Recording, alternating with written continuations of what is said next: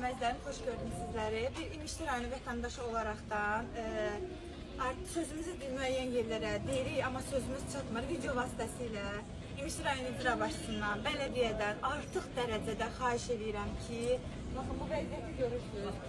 Deməli, arxın başlanğıcından düz axırına qədər vəziyyət budur. Bir də zəhmət olmasa buranı yaxından belə çək.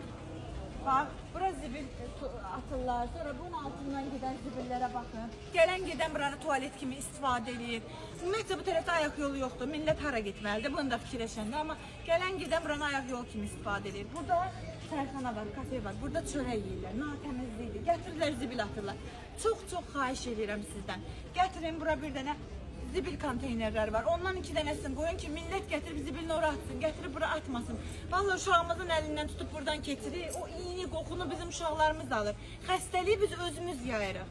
Artıq dərəcədə xahiş edirəm icra hakimiyyətindən, bələdiyyə başçısından bu vəziyyətə bir dənə nəzarət eləsinlər. İmişli rayonunun arxın, bax bu çayın, bu suyun başlanğıcından axırına qədər bu vəziyyətdədir. İndi yaxından çəkəcəm bu zibilləri, siz də şahid olacaqsınız. Səsimizə səs versəz, sizə minnətdar olaraq. Sağ olun. Budur, acınacaqlı vəziyyətdə, həqiqətən. Zibil konteynerləri olsa, millət gətirib bura, heç kim bax zibil atmaz.